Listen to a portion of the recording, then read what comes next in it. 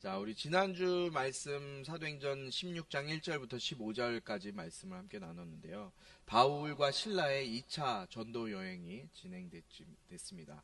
수리아 안디옥에서부터 시작해서 육로를 통해서 북쪽 지역으로 소아시아 지역에 이르는 곳으로 이제 2차 두 번째 전도 여행을 했어요. 1차는 먼저는 이렇게 바닷길로 갔는데 2차부터는 육로를 통해서 가게 됩니다. 그리고 1차 때 바울과 바나바가 세웠던 개척했던 그 교회들을 둘러보면서 교회들을 방문하고 교회 성도들이 잘 있는지 성도들을 돌아보기 위해서 2차 전도여행을 하게 돼요. 바울과 실라가 이제 루스드라라는 곳에 도착을 하죠. 이곳에서 바울의 영적인 아들이었고 신실한 청년이었던 디모데를 만나게 됩니다. 그리고 바울은 이곳에서 디모데와 함께 이방 유대인들에게 복음을 전하고 또 전도를 하기 위해서 디모데에게 직접 할례를 행하게 됩니다. 바울 헬레 문제 가지고 예루살렘 공회까지 찾아갔던 열었던 그런 할례에 대한 강한 마음이 있었지만 디모데에게 스스로가 할례를 행해요. 그렇게 할례를 행했던 이유가 뭐였죠? 유대인들에게 복음을 전함에 있어서 걸림돌이 되지 않기 위한 그 의도를 가지고 할례를 주게 됩니다. 그러니까 바울의 모든 관심과 가치관과 초점은 복음, 예수 그리스도, 그 예수 그리스도에게 완전히 붙들려 있었다는 거예요. 루스드라를 떠나서 이제 부르기아와 갈라디아 지역을 거쳐서 저 위에 비두니아 북쪽 지역으로 가려고 했으나 성령님께서 바울과 실라의 이 가는 길을 막으셨죠. 그리고 자신의 계획을 성령님의 음성에 순종해서 내려놓고 예수의 영이 막자 그 말씀에 순종해서 어디로 갑니까? 저기 흑해와 또 지중해를 가로지르는 이 드로아 지역으로 가게 돼요. 그곳에서 바울은 이 마게도냐 지역에서 자신들을 도와주십시오라는 환상을 보게 되고 그 환상을 마음 가운데 새기고 이 마게도냐 지역의 첫 번째 도시였던 빌립보로 들어가게 돼요. 그렇게 되면서 이 유럽의 첫 번째 교회가 생기게 돼요. 그곳이 바로 빌립보 교회였어요. 그 빌립보 교회에서 또 기도하기 위해 기도의 자리를 찾다가 여인들이 앉아있는 그 강가를 지나게 되고 그곳에서 누굴 만났어요? 자주색 옷감 장사였던 루디아를 만나게 돼요. 이 루디아가 훗날 바울의 아주 큰 영적인 또 사역의 동역자로 서게 되는 것을 우리가 보게 돼요. 여기까지가 우리가 지난주에 보았던 사도행전 16장 1절부터 15절까지의 말씀입니다. 오늘은 우리가 16절부터 40절까지 좀 긴 말씀이지만 이 말씀을 보면서 또 우리에게 오늘 하나님께서 깨닫게 하시는 은혜를 함께 나눠보도록 하겠습니다. 먼저 우리 16절부터 18절까지 말씀을 짧으니까 한 목소리로 읽도록 하겠습니다. 이 말씀은 살아계신 하나님 말씀입니다. 함께 읽습니다. 시작. 어느 날 우리가 기도하는 곳으로 가다가 귀신 들린 한 여종을 만나게 됐습니다. 그 아이는 점을 쳐서 자기 주인들에게 아주 많은 돈을 벌어주고 있었습니다. 이 사람들은 지극히 높으신 하나님의 종들로 당신들에게 구원의 길을 전하고 있다라고 외쳤습니다. 이 아이가 며칠 동안이나 이렇게 계속하자 참다 못한 바울이 돌아서서 귀신에게 말했습니다. 예수 그리스도의 이름으로 내가 명한다. 그 아이에게서 당장 나오라. 바로 그 순간 귀신이 그 아이에게서 나갔습니다. 아멘. 바울 일행은 또 기도하기 위해 정해진 처소로 길을 옮기게 돼요. 가는 길에 이번에는 어떤 사람을 만나요? 귀신 들린 한 여종을 만나요. 이 귀신 들린 여종이 귀신이 들려서 뭘 하느냐? 예언을 하는 거예요. 여기 이렇게 다니다 보면 우리 점집들 있잖아요. 이렇게 점집들 다 꽂아놓고 깃발 하얀색, 파란색, 빨간색 이렇게 붙어있는 깃발. 그 사람들처럼 점치는 일을 하는 게 이 귀신 들린 여종이 하는 일이었어요. 이 여종이 귀신이 잘 들렸나 봐요. 그래서 점도 아주 잘 봤어요. 그러니까 이 종이니까 주인이 있을 거 아니에요?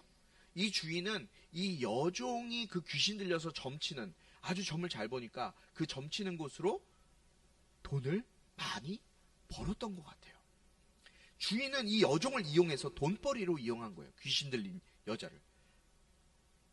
그런데 이 여자가, 이 아이가 바울과 실라와 이 전도자 일행들이 가는 그곳에, 기도하러 가는 이 길에 17절에 보니까 뭐라 그래요? 이 사람들은 지극히 높으신 하나님의 종들로 당신들에게 구원의 길을 전하고 있다라고 소리치면서 막 말을 하는 거예요. 여러분, 귀신도 알아요. 귀신도 누구를 알아요? 하나님을 알고 예수를 알아요. 얼마 전에 우리 연희가 파묘를 보면서 혹시 파묘 아세요? 요새 극장이 유명하게 나오는 묘를 판다는 의미인 것 같아요. 묘를 이제 묘자리를 잘못 써서 이제 그거를 이제 뭐 다 옮기고 뭐 이런 내용일 것 같은데, 아무튼 그 굉장히 귀신들이 하는 일들을 그 영화에 이제 녹여내서 지금 아주 흥행을 끌고 있는 영화인데, 귀신들은 뭘 안다고요? 하나님도 알고 예수의 이름도 알아요. 연희야, 두려워할 필요 있어요, 없어요? 무서워할 필요 없어요. 보고 그냥 예수의 이름으로 물러가라 하면 돼요. 근데 바울 일행이 죄송합니다. 그곳을 지날 때마다 소리를 지르면서 17절에 한 말씀처럼 계속해서 괴롭히는 거예요. 바울 일행 조용하게 가고 있는데 바울이 계속 참아요. 그런데 이런 일이 계속 일어나니까 18절에 보니까 바울이 어떻게 해요? 예수 그리스도의 이름으로 내가 명하노니 그 아이에게서 당장 나오라 라고 명하니까 즉시 귀신이 떠나가는 일이 일어나게 돼요. 여러분, 귀신 들린 사람의 주인은 누구예요? 귀신 들린 사람의 주인이 누구예요, 동민아? 귀신 들린 사람의 주인은 귀신이에요. 귀신이 붙잡고 있는 거예요, 그 심령을. 이 여자의 몸에, 육신에 귀신이 거하는 하나의 도구에 불과한 거예요, 그 여자는. 이 몸, 육신은. 그러니까 이 여자가 17절에 지금 바울 일행을 보면서, 그 사람들이 바울 일행이 지나가면서 지극히 높으신 하나님의 종들이라, 이 말은 어떻게 보면 정상적인 신앙 고백이 아닐 수도 있다는 거예요. 이 귀신 들린 여자가 내뱉었던 이 말은 신앙 고백이 아니에요. 비록 이 귀신 들린 여자, 이 귀신이 하나님을 두려워하고 하나님의 종들을 알아보았지만 하나님을 찬양하기 위해서, 하나님을 높이기 위해서 이렇게 고백한 것이 아니에요. 그러니까 마치 귀신의 바울 일행을 알아보고 하나님의 능력을 찬양하는 것처럼 보이지만 이것은 엄연하게 따지면 사탄의 계략이라는 거예요. 왜냐? 귀신은 예수의 이름 앞에서 전혀 힘을 쓸 수 없는 존재거든요. 그렇잖아요. 예수의 이름 앞에서는 어떠한 귀신도, 우리 주변에 거하는 어떤 귀신도 힘을 쓸 수 없어요. 예수님이 이미 다 이겨놓으셨기 때문에. 마가복음의 모든 복음서에 나오는 예수님이 귀신을 내어 쫓을 때 그 여자가 마가복음에서 귀신 쫓아냈던 사건들이 있어요. 예수님이 침례 받으시고 바로 사역하시면서 귀신을 쫓아냈어요. 그리고 또 2장 3장에 보면 베드로의 장모가 걸려있던 열병도 쫓아내시고 군대 귀신까지 쫓아내시는 이 사역들을 감당하시면서 예수님께서 그들을 이미 예수의 이름으로 다 이겨내셨어요. 예수의 이름 앞에 두려워 떨고 있지만 지금 이 귀신 들린 이 여종이 그 종들에게 했던, 예수님의 사역자들에게 했던 그 말은 무슨 말이냐? 그냥 복음은 그저 하나의 종교이고 종교적 교리라라는 그것을 계략적으로 만들려고 했다는 거예요. 그냥 많은, 지금 빌립보가 어떤 도시라 그랬어요? 많은 우상들이 있고 그 우상을 섬기는 신전들이 있는 도시예요. 그렇기 때문에 지금 그 신 중에 하나라고 생각하게끔 만들려고 했던 거예요. 그러니까 정말 그 10년 가운데 예수 그리스도, 하나님만을 찬양하고 높이기 위해서 지금 그렇게 한 것이 아니라는 거예요. 그러니까 바울이 그것을 알고 그냥 처음에 가만히 놔뒀어요. 그 계략임을 알고. 왜 바울 그냥 한 번에 귀신 내쫓을 수도 있었을 텐데 왜 몇 번씩이나 그냥 놔뒀을까요? 그냥 그 계략을 알았기 때문에 그래요. 자, 19절부터 25절까지 말씀인데요. 제가 먼저 읽고 여러분들이 한 절 읽고 교독하도록 하겠습니다. 그 여종의 주인들은 자기들의 돈 벌 소망이 사라진 것을 알고 바울과 신라를 붙잡아 시장에 있는 관리들에게 끌고 갔습니다.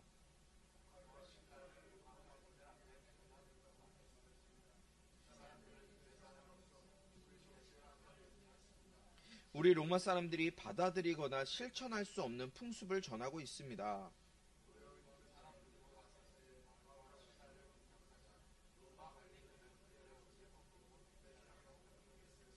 관리들은 그들을 심하게 때린 뒤 감옥에 던져놓고는 간수에게 그들을 단단히 지키라고 명령했습니다.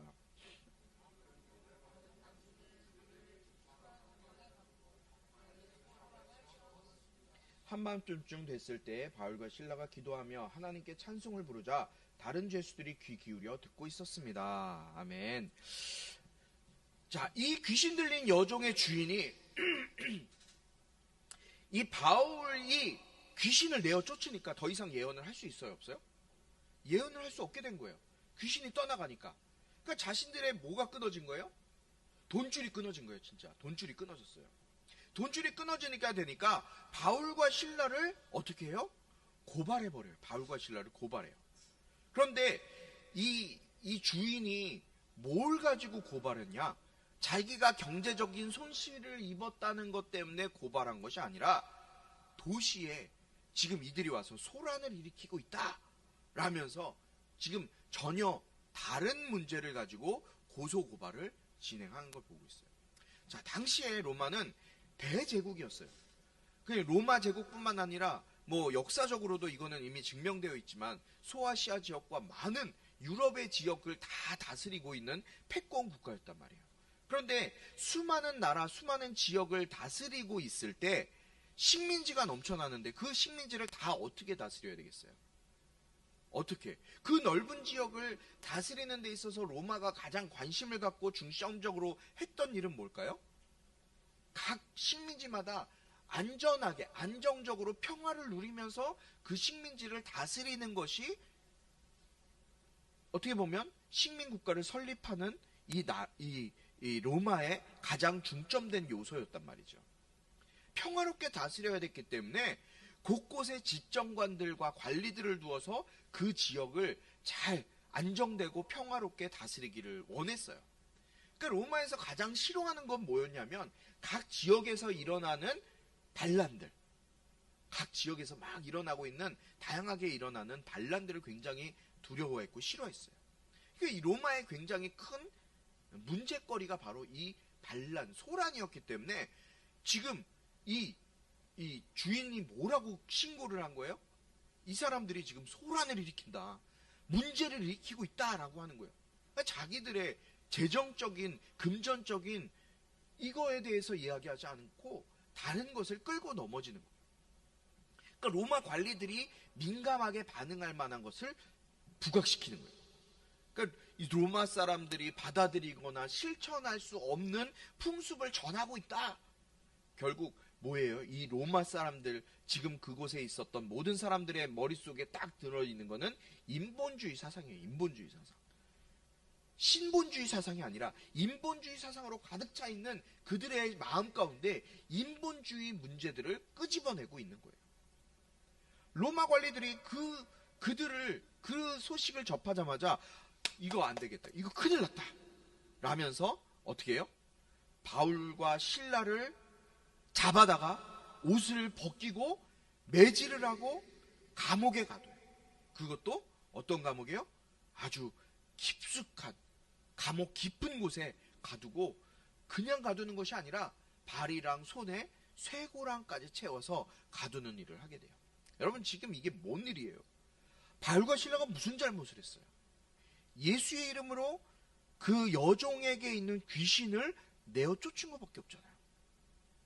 귀신 내어 쫓고 예수의 이름 복음을 전했는데 자신들의 계획을 다 접고 성령님의 음성에 순종해서 그 말씀에 순종해서 자기들이 계획했던 거 다 포기하고 지금 다른 곳 자신들이 가려고 했던 그것을 포기하고 어디로 간 거예요? 무시아로, 마게도냐로, 빌립보로 가서 복음을 전하고 있었는데 그리고 그곳에 와서 귀신 내어 쫓은 것밖에 없는데 이게 무슨 일이냐고. 감옥에 갇히고 매질을 당하고 어려움을 당하고 있는 거예요. 여러분 같으면, 저와 여러분 같으면 어땠을까요? 바울과 실라. 복음 전하다가 예수의 이름 전하다가 뭐 정말로 성령의 능력이 충만해서 막 기도하다 귀신이 떠나가고 병이 치료되고 막 이런 일이 일어나는데 귀신 쫓아냈다고 병 치료했다고 감옥에 갇혀 막 이단 소리 듣고 막 그래요. 어떻게 될까요? 굉장히 마음이 어려웠을 거예요. 그런데요, 오늘 말씀해 보니까 바울과 실라가 했던 일이 뭐예요? 한밤중에 기도하고 찬송해요. 뭐 했다고요? 기도하고 찬송을 하는 것을 보게 돼요. 25절 말씀 우리 한 목소리로 다시 한번 읽어보도록 하겠습니다. 25절입니다. 시작.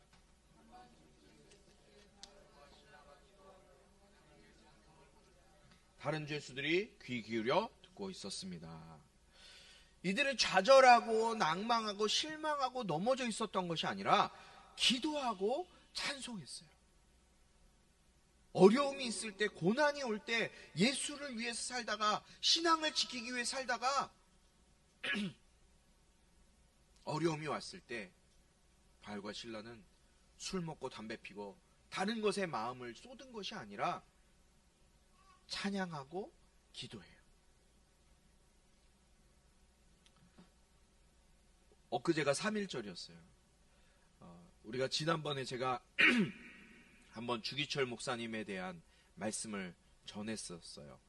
주기철 목사님이 지금 목회자로도 되게 존경받은 인물이지만 3.1 독립운동가로 3.1절 독립운동가로 많이 알려져서 지금 주기철 목사님의 생가와 또 그 지역이 새로 개발되고 관광지로 또 만들어지고 있다고 해요.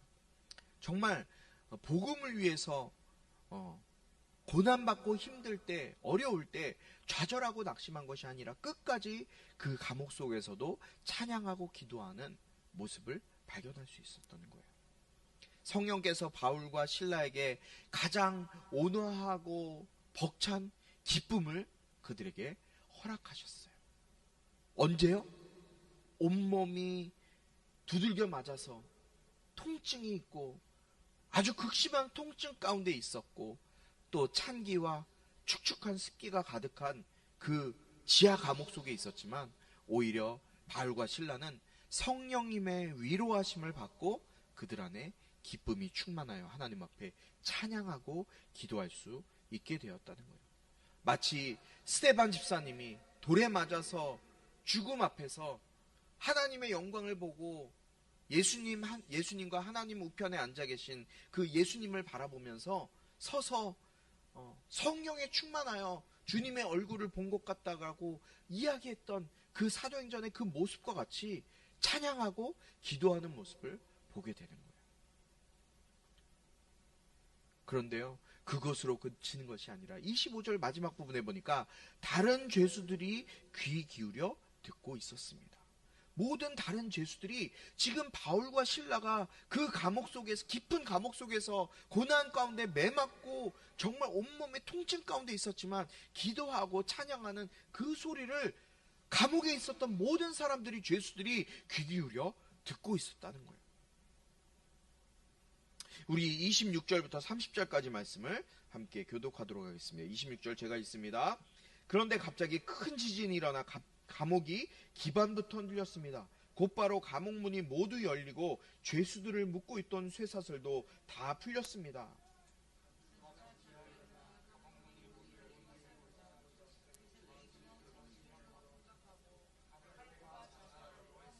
그때 바울이 큰 소리로 외쳤습니다. 당신 몸을 상하게 하지 마십시오. 우리가 다 여기 있어.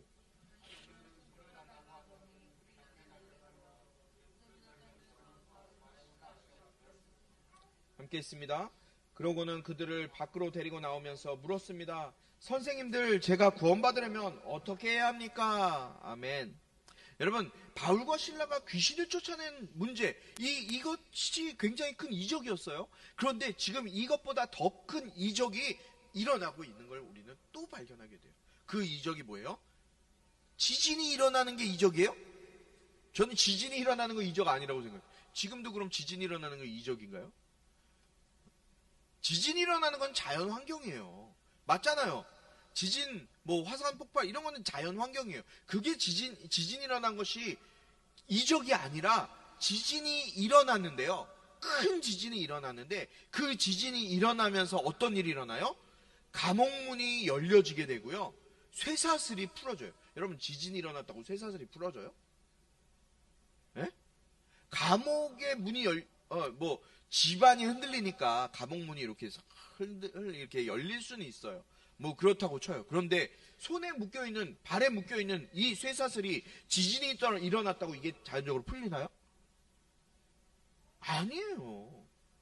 지금 귀신 쫓아낸 것보다 더 이 큰 이적이 이들 가운데 나타나고 있는 거예요. 문들이 다 열리고 손발에 쇠고랑이 다 풀려버리니까 이 간수가 죄수들이 다 도망한 줄 알고 어떻게 하려고 해요? 자살하려고 해요. 그때 바울이 큰 소리로 뭐라 그래요? 당신 몸을 상하게 하지 마십시오. 우리 다 여기 있습니다. 이게 더 놀라운 일이에요. 여러분, 그 감옥에 있었던 많은 죄수들, 그 죄수들이 도망가지 않고요. 그들도 문이 열렸어요. 그들이 있는 곳에도 문이 열리고 착고가 다 풀렸어요. 그럼에도 불구하고 다 죄수들이 도망가지 않고 그 자리에 있는 그것이 더 놀라운 기적인 거예요. 이 얘기를 들으니까 간수가 어떻게 와요?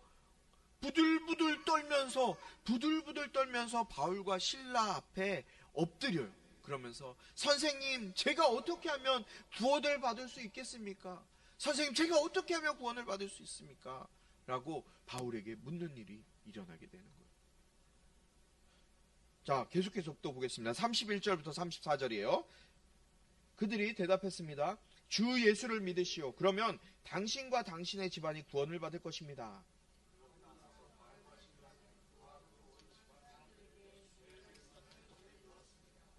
그날 밤 그 시간에 간수는 그들을 데려다가 상처 부위를 씻어 주었습니다. 그러고는 당장 그와 그 온 가족이 침례를 받았습니다.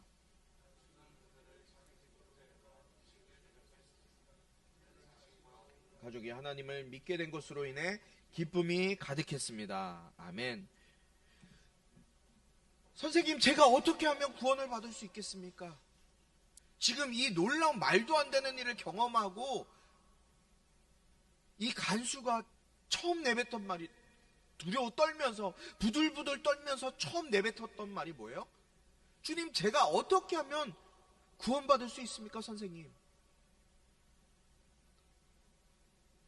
어떻게 구원받을 수 있습니까? 여러분, 우리는 어떻게 구원받을 수 있어요? 어떻게 구원받을 수 있어요? 31절에 뭐라 그래요? 바울과 실라가 주 예수를 믿으시오. 그러면 당신과 당신의 집안이 구원을 받을 것입니다. 할렐루야. 주 예수를 믿으시오. 그러면 당신과 당신의 집안이 구원을 받을 것입니다. 그리고 그와 그 집안에 복음을 전해주었고 그 모든 집안이 침례를 받게 돼요. 여러분, 예수를 믿으시오. 그 믿음이 뭐예요? 예수를 믿는다 할 때 그 믿음이 뭐예요? 우리가 어떻게 구원받아요? 예수를 믿음으로 구원받죠. 근데 그 예수를 믿는다는 믿음이 도대체 뭐냐는 거예요. 그 믿음은요, 우리가 매일매일 너무너무 자주 들었던 말씀이에요. 내가 구원받아서 나는 지금 죽어도 천국 갈 수 있다라는 확신을 갖고 있는 그 믿음이 도대체 무엇이냐? 제가 다시 한번 말씀드릴게요. 그 믿음은요, 나는 죄인이다부터 시작하는 거예요. 나는 죄인입니다. 나는 어떻게든 나는 죄인입니다. 영원한 지옥에 갈 수밖에 없는 처참한 죄인이지만, 이런 죄인이 나를 위해서 예수님이 십자가에 물과 피를 다 쏟으시고 나를 죽으셔서 나를 살려주셨고, 그리고 죽은 지 3일 만에 그 죽음을 이기시고 부활하셨습니다. 그래서 내가 그 예수의 이름, 그 모든 것을 이기신 예수의 이름을 믿으면 그 예수님의 죽음을 이기신 승리가 나에게, 그 승리의 의가 나에게 전가되어서, 나에게 전해져서 나도 천국에 갈 수 있는 복을 얻게 된 것입니다. 이것이 바로 구원을, 예수님을 믿는 믿음이라는 거예요. 나는 죄인이지만 예수님이 나를 위해 십자가의 모든 것을 다 이루셨습니다. 그리고 그것으로 끝난 게 아니라 예수님이 다시 부활하셨습니다. 내가 그것을 믿습니다. 예수님의 죽으심과 부활을 믿어 예수 안에서 살게 된 삶을 살기 원합니다. 고백하는 것이 바로 예수를 믿는다는 거예요. 여러분, 예수 믿으면 우리에게 어떠한 특권이 생긴다 그랬어요? 요한복음 1장 12절에 영접하는 자, 곧 그 이름을 믿는 자들에게는 하나님의 자녀가 되는 권세를 주셨어요. 종이 아니에요. 종이 아니라 하나님의 자녀가 되는 권세를 주셨다는 거예요. 여러분, 하나님의 자녀가 됐다. 아들과 딸이 됐다. 하나님의 자녀가 어떻게 자녀가 됐다면 성경 한 장 읽지 않고, 어떻게 하루에 한 번도 주님과의 만남을 갖지 않고 맨날 게임, 24시간 게임, 가요, 팝송 이것만 듣고 하나님과 교제는 전혀 없는 삶을 어떻게 살아갈 수 있을까요? 하나님의 자녀가 됐다면,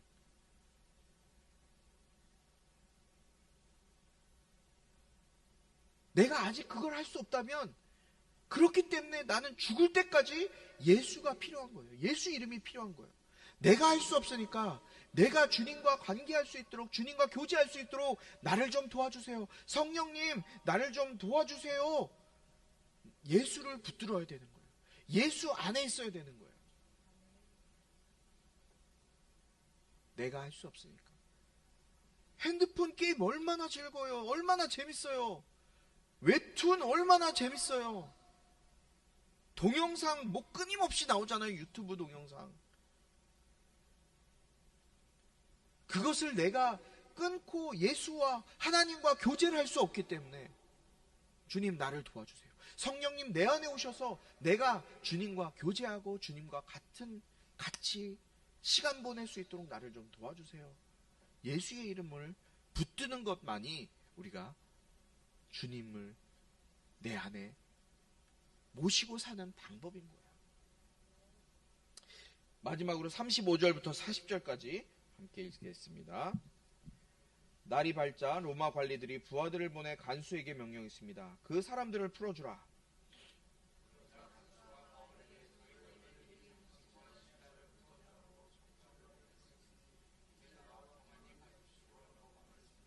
그러자 바울이 그 부하들에게 말했습니다. 우리가 로마 시민임에도 불구하고 저들이 재판도 없이 공개석상에서 우리를 때리고 감옥에 가두고는 이제 와서 우리를 몰래 내보내려 하시고 그들이 직접 와서 우리를 데리고 나가라고 하시오.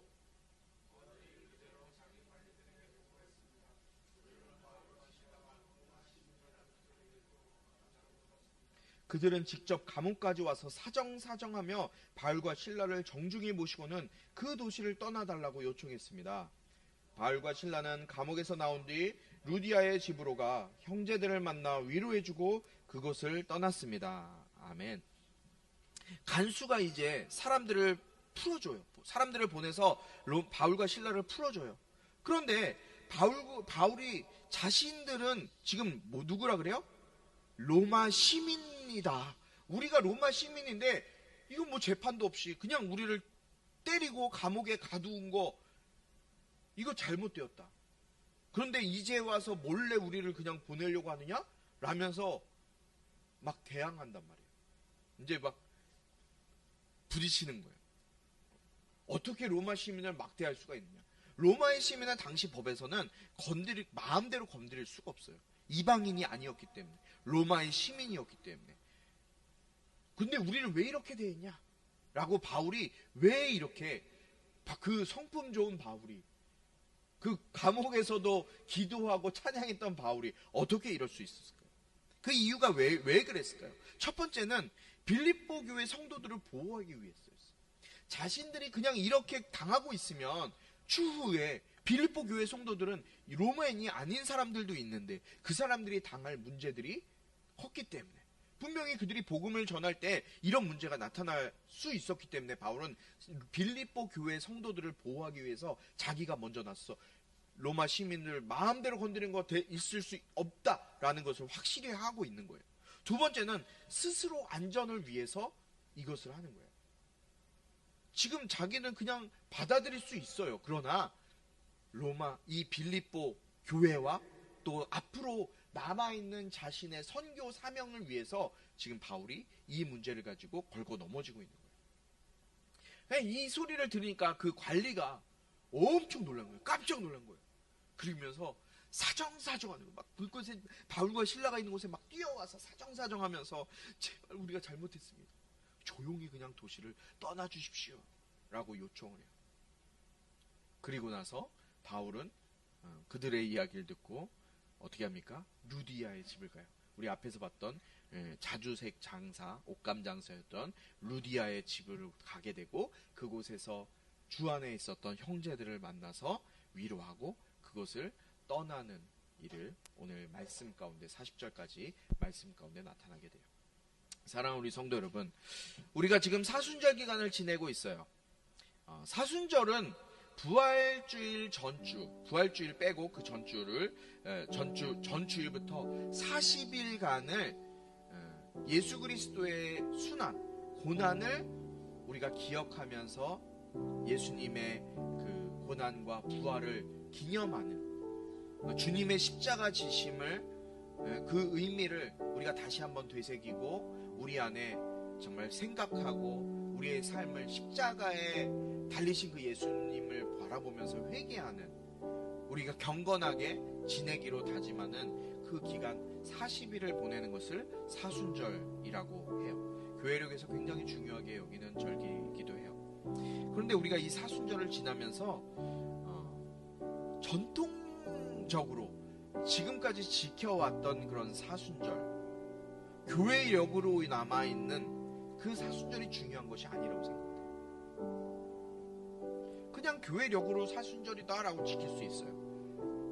그런데 오늘 우리가 이 사순절을 지키는 정말 근본적인 의미가 무엇인가를 먼저 생각해 봐야 돼요. 우리가 사순절을 지키는 근본 의미가 무엇일까요? 우리 31절의 말씀과 같이, 오늘 31절 말씀과 같이 제가 어떻게 하면 구원을 받습니까? 주 예수를 믿으시오. 그리하면 너와 내 집이 구원을 받을 것이며. 나의 신앙에, 나의 믿음을 이 사순절 기간에 다시 한번 생각해보고, 내가 정말 예수를 믿는 믿음으로 살아가고 있는지를 되짚어보는 기간이 바로 이 사순절 기간인 것 같아요. 여러분은 어떤 삶을 살고 계십니까? 이 사순절을 보내면서 우리가 이제 3월 마지막 주가 부활주일인데요. 얼마 남지 않았어요. 이번 달 마지막 주. 그 부활주일을 맞이하면서 우리 안에 정말 예수 그리스도의 고난의 그 시간, 그것이 나의 고난으로 느껴지시는 분 계십니까? 나를 위해, 물론 그렇다고 내가 막 고난받고 내가 십자가에 못 박히는 것처럼 고난을 당해야 되고 어려움을 당해야 되고 40일 금식 기도해야 되고, 아니요, 그러지 않아도 돼요. 그러나 우리 안에 정말 예수 그리스도가 나의 죄를 위해서 십자가에 지셨고 나를 구원해 주시기 위해 모든 것을 버려주셨다. 그 예수 그리스도의 사랑과 은혜가 다시 한번 내 안에 느껴지고 깨달아지고, 그렇기 때문에 내가 주님을 사랑합니다 내가 그렇게 살지 못했으니 주님 나에게 은혜 베푸셔서 나에게 살 수 있는 힘을 주시고 그 힘이신 예수의 이름을 나에게 더딥혀 주시옵소서. 기도할 수 있는 주님 앞에 시간을 드릴 수 있는 우리의 삶이 되길 원해요. 그렇게 우리가 사순절을 좀 보내면 어떨까요? 저는 오늘 이 말씀을 통해서 이 간수가 구원받고 간수의 가족만 구원받은 것이 아니라 그 감옥에 있었던 많은 바울과 실라의 그 찬양과 기도 소리를 들었던 그 많은 사람들이 열려진 옥문을 틈타고 도망가지 않고 그곳에 머물렀던 사람들이 바울의 실라의 이 예수를 믿으라는 이 말씀을 들었다고 생각해요. 그 말씀을 들은 자들 가운데 복음이 들어가게 되게, 오늘 예배하는 저와 여러분 가운데 예수의 그 십자가의 죽으심과 부활이 믿겨지고 깨달아지게 되길 주님의 이름으로 축복합니다. 아버지의 극진하신 사랑과 성령의 감화 감동 치유 회복 세워주시면 내가 이 시간 주 예수를 믿으라 그리하면 너와 내 집이 구원을 받으리라 말씀을 들었던 수많은 영혼들이 예수의 이름으로 살아났던 것처럼 구원받았던 것처럼 이 말씀을 듣고 마음에 새기고 사순절 기간 예수의 복음으로 살기로 다짐하는 우리 모든 성도들 가운데 지금부터 영원토록 함께하기를 축원하옵나이다. 아멘.